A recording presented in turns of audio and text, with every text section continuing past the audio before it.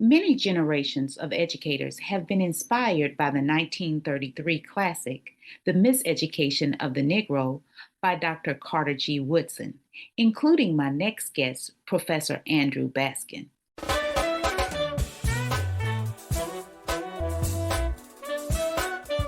Welcome to the Empowerment Zone with Ramona Houston, where we zone in on Black and Brown relations and our journey to empowering our communities.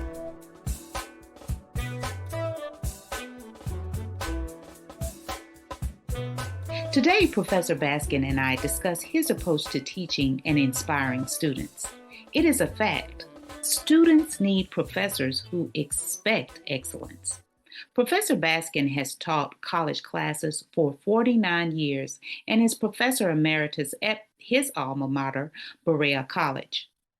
He is the only faculty member to receive Berea College's three most prestigious faculty awards for community service, academic advising, and excellence in teaching. Enjoy our conversation and see show notes for more information about Professor Baskin.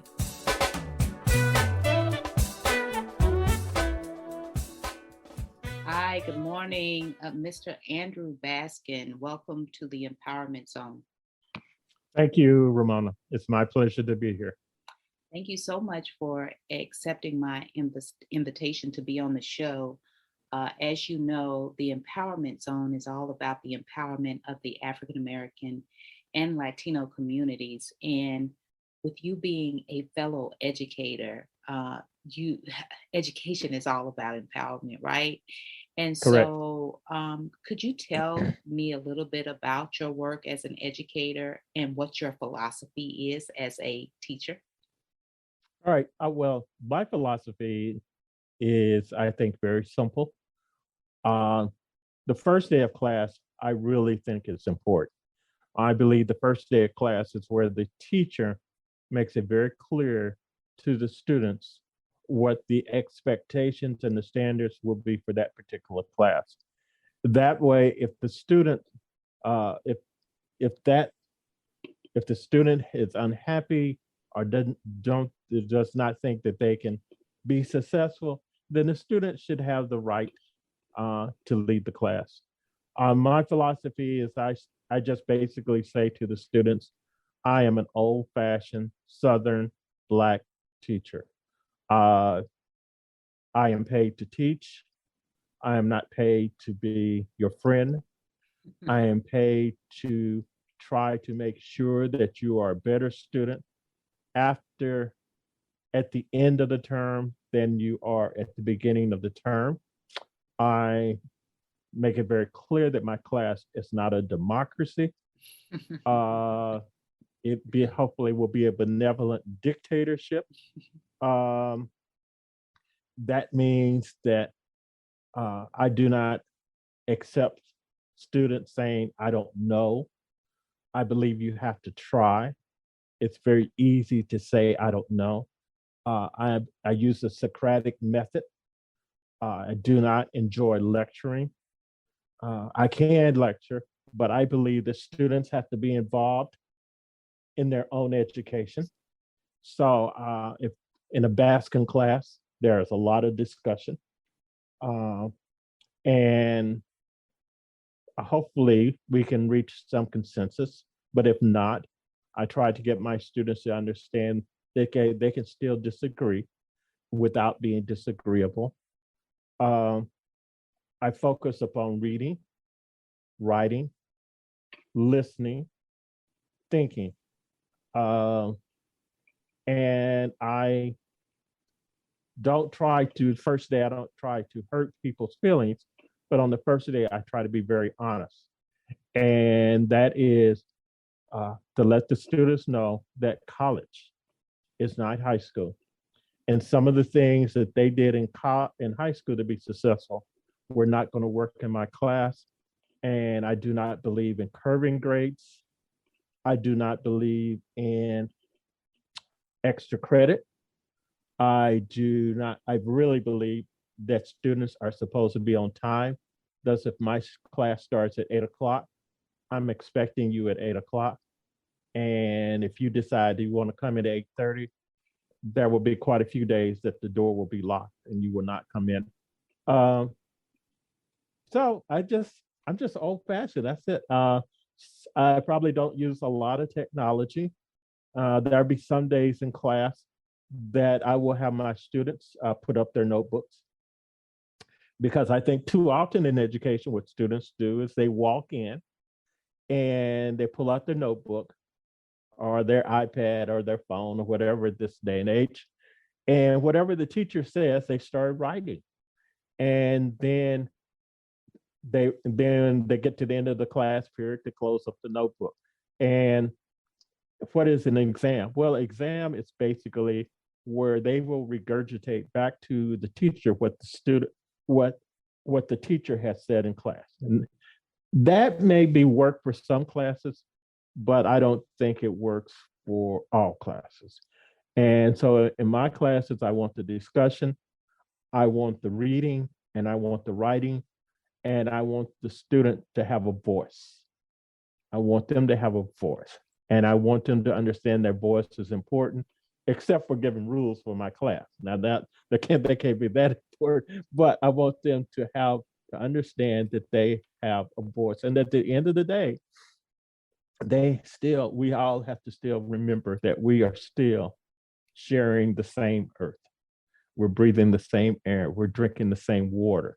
So sometimes we do get so focused on our differences that we forget our similarities. So that's it. Very simple philosophy. You are old fashioned, and it's just so funny when Yeah, you started off. You said I established the expectations and standards on the first day, and one of the first things you said is, "I am not your friend." You sound like my parents used to always tell us that, I am not your friend. So that is just so funny. We have similar philosophies. I always believed in the importance of classroom participation, because I feel like no one has a monopoly on knowledge, that everybody can contribute to the learning process.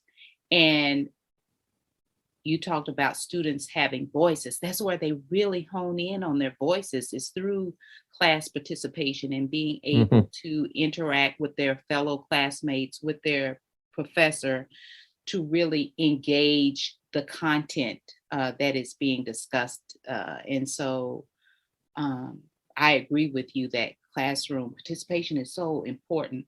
But your focus, you're talking about reading, writing, thinking, critical thinking, but listening. Man, I didn't, when I was a professor, I didn't think about the importance of listening, in terms of a skill, but that is definitely a skill set that we need to continue to teach students. I was just on this podcast called Listen In, which is, the host is Raquel Ark, and her expertise is listening.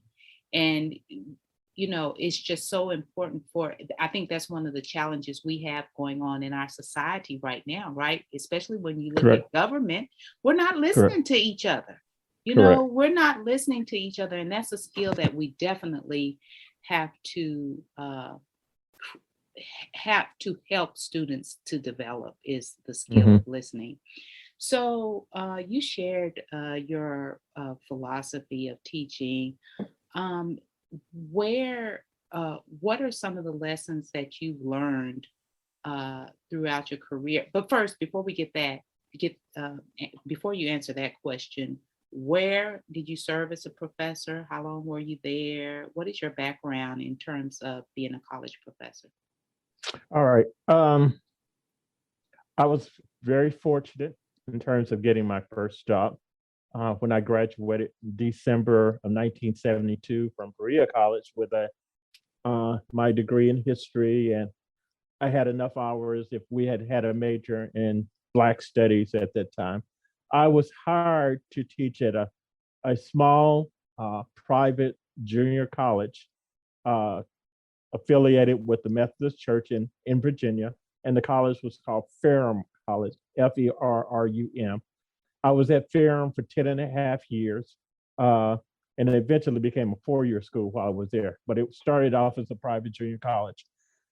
Then I returned to my alma mater, Berea College. I was there at Berea for 36 years. And at Berea, I was director of the Black Culture Center. I also eventually became the chairperson of African and African American Studies. And I also taught a lot of general studies courses. And I mainly taught the core courses that were required for first year students. I retired from Berea in 2019. And the last 3 years, I have taught as an adjunct at Simmons College of Kentucky in Louisville, Kentucky, which is a small private HBCU that is not necessarily affiliated with any denomination, but it was founded by the General Association of Baptists in Kentucky, which would be the Black Baptists. So 49 and a half years. Wow. HBCU stands for Historically Black College and University. So you have had an outstanding career as a teacher, and I know you've gotten several awards from Berea. Could you tell us those awards you've received and the excitement of having a endowment named after you? Yeah. And as I stated earlier before we talked, sometimes I feel very uncomfortable talking about this because right place, right time. I really don't know, Ramona, what I do or have done that's a special. And one thing I want to remind about the philosophy before I say that, I also tell students the first day that I will introduce some of them to the sixth letter of the alphabet. Okay. That some of them had not seen an F before, and I'm going to introduce them to the F because I believe sometimes we have grade inflation in our society. And just as you can pass, you have the right to fail. At Ferrum, I won the Hurt Faculty Achievement Award, which is the award that Ferrum College, I guess, gave for faculty achievement. At Berea, 2002, I won the Miles Service Award for my involvement in the community. 2004, I won the highest award, teaching award at Berea College, which was the Seabury Award for excellence in teaching. And in 2016, I won the Hager Award for academic advising. So when I left Berea,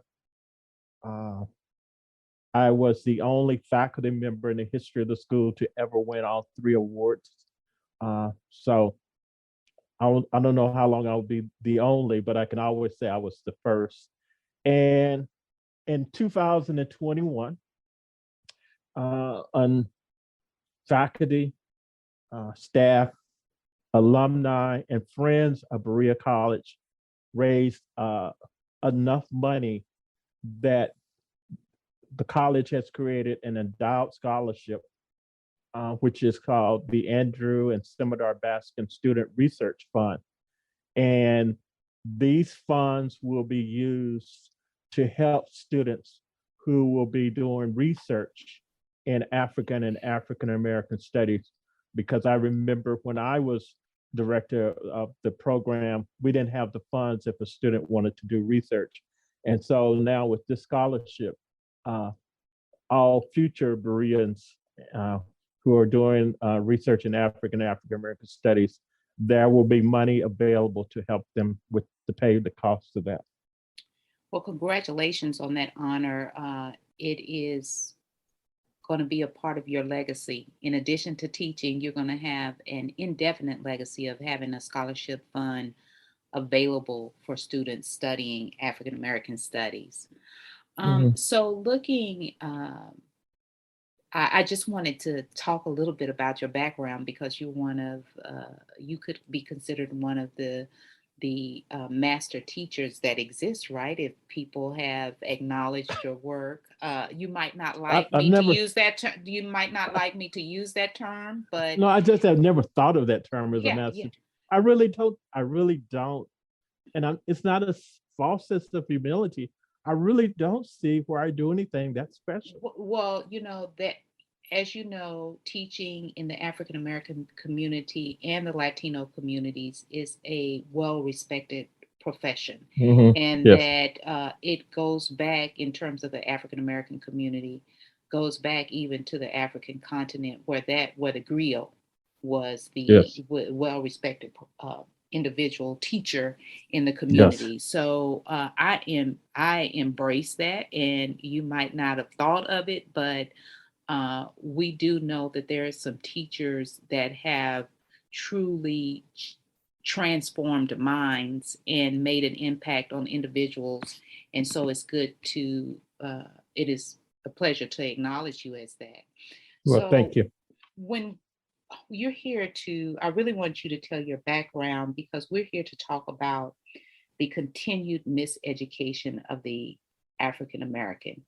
And you talked about being a teacher for 49 and a half years. I'm sure you have a certain perspective on the miseducation of African Americans, going back to Carter G. Woodson's The Miseducation of the Negro, one of the classics in African American literature. So, what are your thoughts about the miseducation of African Americans currently? And then I want to go into, what do you feel like are the solutions? What are you think are the strategies and tactics that we need to employ as educators in order to right the miseducation? I definitely believe that the miseducation continues. Um, I think, as I say to my students, I am a Woodson man, and I still have my students to read The Miseducation of the Negro, because if you allow someone else to control your education, you're going to allow that perturbed person or that entity to control you. When we look at what is going on in America, and we look at who is educating our children, we are not educating our children. And if we're not educating our children, that means someone else is educating them. And so many students walk on our college campuses now. African American students walk on the college campuses, and they don't necessarily believe that they belong there. Uh, so many, I believe, walk on the college campuses also unprepared. They're unprepared because what has occurred in high school, and they're unprepared because maybe what has happened at home, that the parents or the community is not investing in education as it once did. What I have seen over the years is that when our too many African American students and step on campus, they really can't read, and they can't. I won't say they can't. They have difficulties with reading and writing. And to be successful in college, you've got to read and you've got to be able to write. And as I say to my students, I know a lot of them, one of the first things they'll say, Mr. Baskin, I don't enjoy reading, or I don't enjoy writing, especially. Well, I say, well, you may not enjoy it, but it is a necessary tool for your survival at this institution and in life, because none of us know where you're going to be 10, 15, 20, 30 years down the road. You have to take advantage of every opportunity to prepare for a future that you don't know about. And what I say to those students is, the only way you become a better writer is to write. You can't do it any other way. Yes. The only way you can become a better reader is to read. That's the reason I say to them, I do not accept I don't know. You have to be willing to try. And I think so often that our students will not try because they're afraid to fail. You cannot be successful in life if you're afraid to fail. In fact, I don't know anything about your life, but I know mine. I have probably failed more than I have succeeded. But you've got to accept that that's just reality, and that's the only way that you're going to get better. So yes, uh, I think I have a reputation as being very tough on student writing, especially first year student writing, um, because I know that if they can develop their skills and improve their skills their first year, then that will make the second year of college, the third year of college, and the fourth year of college much easier. And it will also make graduate school much easier. So when we talk about then miseducation, we've got to say to our students, to our Black students, you must learn the skills of writing, of reading, of thinking, of listening. And you have to walk in believing that you can do it.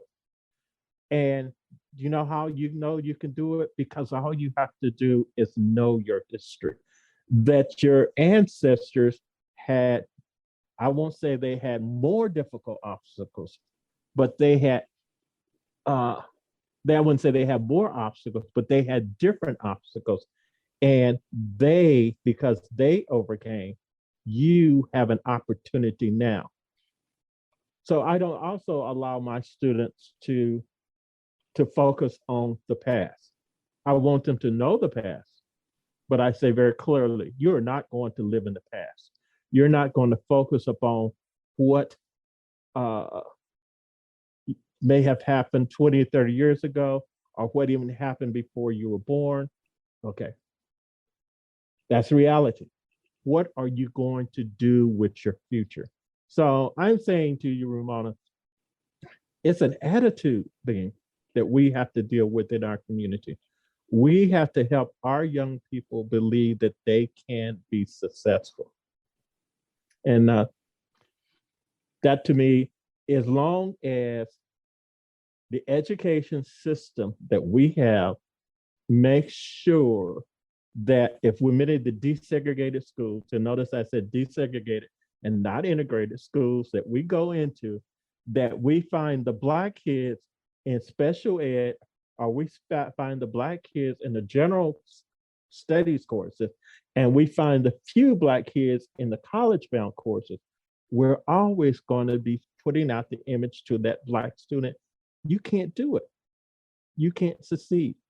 And I just do not remember my parents saying that to me, that I could not be successful at college. They were happy, they were proud that I went to college, but I don't remember them saying that you can't do something. So thank you for kind of outlining the challenges and then proposing some solutions. So when you look at the primary challenge that you discussed is that the education of African American students is in the hands of others, right? So, and because of the ideas that others have of Black children, that they can be put in remedial education or general education and not really be pushed. And the solution, when you have teachers that really care about you, they help you build confidence. They help you to develop an attitude of learning. They teach you the importance of knowing your history. They teach you, like you said, if you're going to become a better reader and writer, you must be as you become. You have to do it simultaneously. But more so, all of that is about expectation and standards, to your point earlier, that I've always been under the belief that students perform at the level of expectation. If you have Agreed. low expectations, then they're going to perform. They're not going to perform well. If you have high expectations, they work more to reach their potential.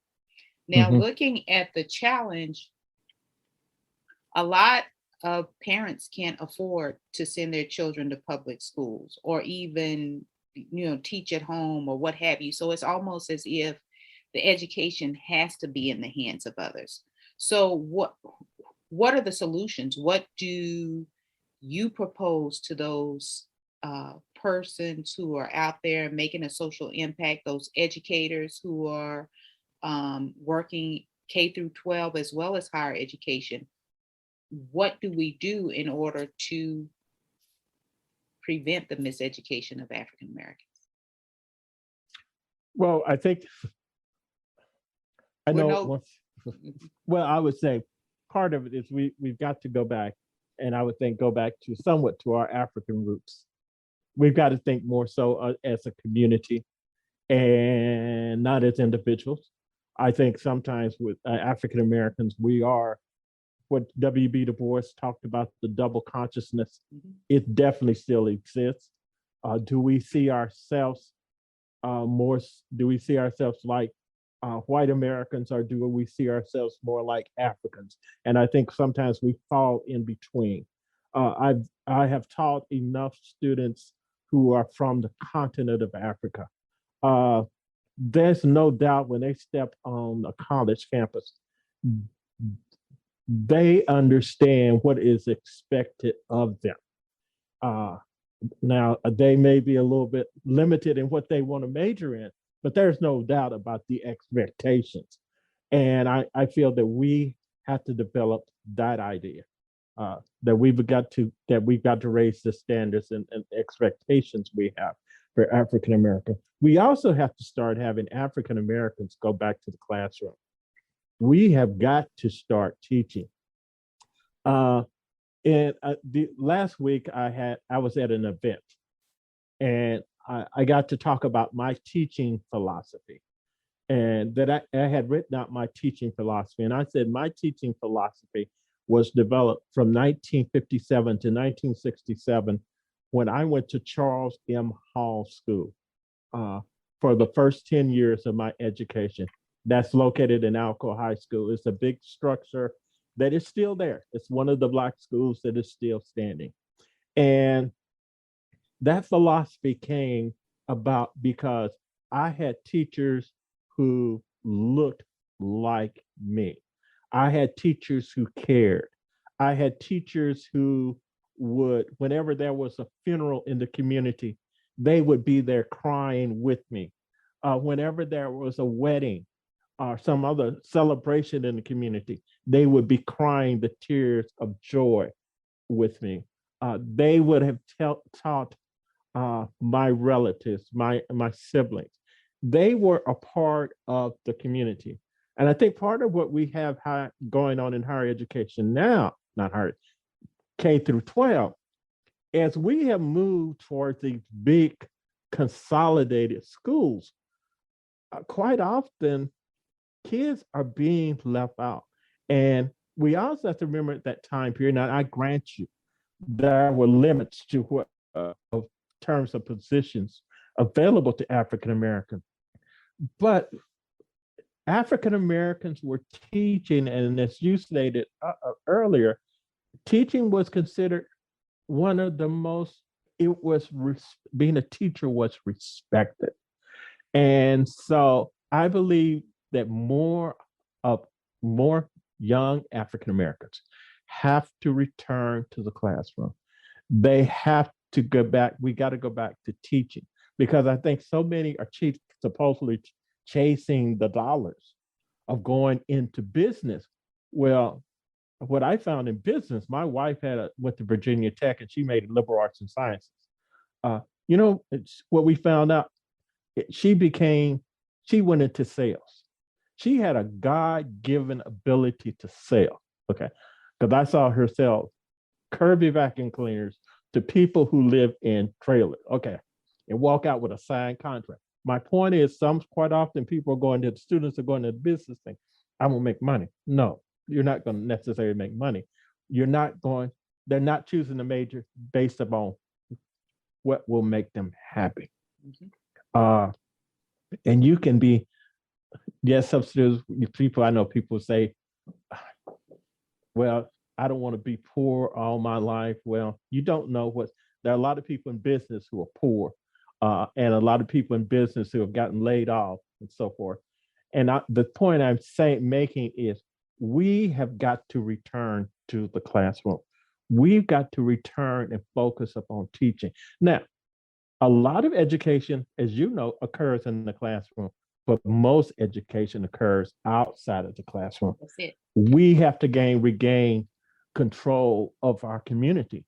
And that means that the time that if so much, think about how much time and effort we spend making sure somebody plays football or someone plays basketball. Because both of my daughters were athletes. You know, one played basketball, soccer, and the other one played softball. So I understand the time. But we also made sure that they understood they had to hit the books. And there was an expectation that when they became seniors, we didn't ask them if they were going to college or if they were going somewhere. No, the issue was, where are you going? It comes down to expectation. And so I am saying that we have to start devoting more time to making sure that our students are better prepared. That may be a very conservative philosophy, I grant you that, but I'm a strong believer that you have to take control of your own community, your own destiny. So if it may be conservative, that's fine. I think sometimes we have become so dependent upon asking somebody else, what is somebody else going to do for us? I think the issue is, what are we going to do for ourselves?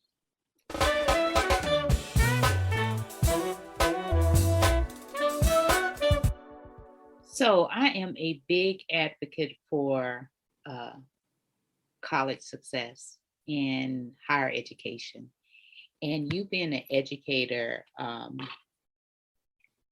would like to know, what are your strategies that you would suggest to students to ensure that they're successful in college? And Mr. Baskin, before you give us that answer, can you please tell us what college or colleges did you attend? What was your major or majors and degrees? And then what strategy would you provide students to ensure that they're successful in college? All right. I attended Berea College in Berea, Kentucky. For anyone who knows about African American history, Berea College is the alma mater of Dr. Carter G. Woodson. I majored in history, and I had enough hours. If Berea had a major, I would have had a double major in Black Studies. I created like an independent major. I earned the MA in American history from Virginia Tech in Blacksburg, Virginia. And I also earned hours on the doctorate degree. But I was one of those that I did not enjoy graduate school for many different reasons. Plus, the costs. My wife and I were talking about that a few days ago. So she was happy because that meant I got to spend. That meant she had more money to spend. So those were the two institutions that I attended. So what would be my advice? I try to tell students that they have to understand, they have to reach out for assistance. There are a lot of services are available. At least I could speak about Berea and how many, because I was there the longest, and how many services are available. Because that journey to college can be frightening. It can be lonely. There are going to be days that it will be difficult. I remind the students there are going to be days that you want to pack up and leave. Uh, and that's where you have to reach out for advice. There are people in the offices in most of the colleges and universities that are there to give you good advice. But I'm going to say something else that I think may surprise you. I also believe that there are a lot of students who go to college at 18 who should not go. They are not ready. And I think they should maybe work for a year or two, or they should think about a trade or a skill, because we are always going to need plumbers, we're going to need brick masons, we're going to need electricians. And we also have to keep in mind, they use critical thinking skills. All houses are not built alike, so all plumbing is not alike, not all electricity is not alike. So all of these individuals who have the skills, they use critical thinking. So critical thinking doesn't only occur within the ivory towers of a college or university. They occur in the real world. But we also have a lot of students who are not ready for college because they don't know why they are there. And so I also say to students who quite often begin to have difficulties, take some time and make sure that this is what you want to do.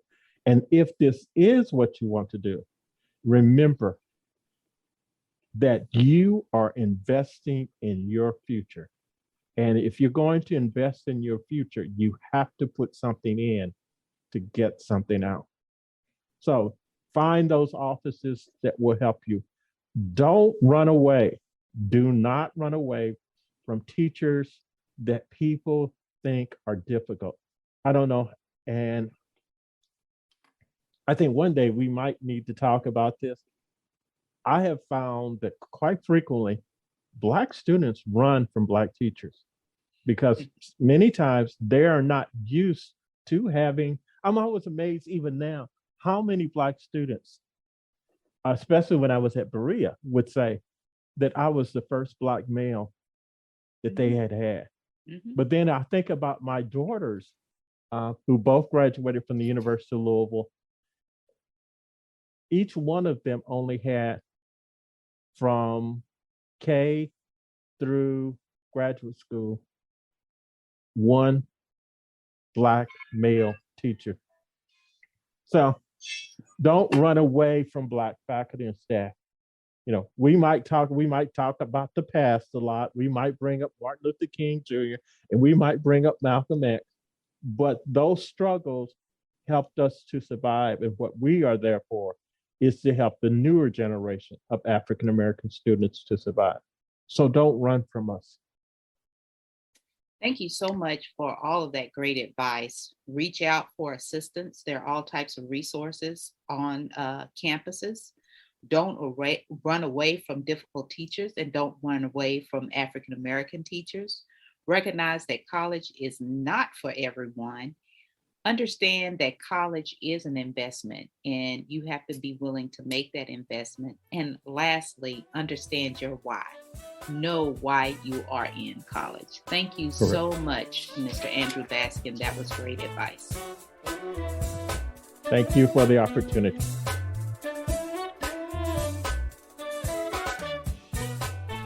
A special thank you to the incredible team of the Empowerment Zone. Terry Ann Gully, theme song, NADWorks, digital support, and of course, our featured guest.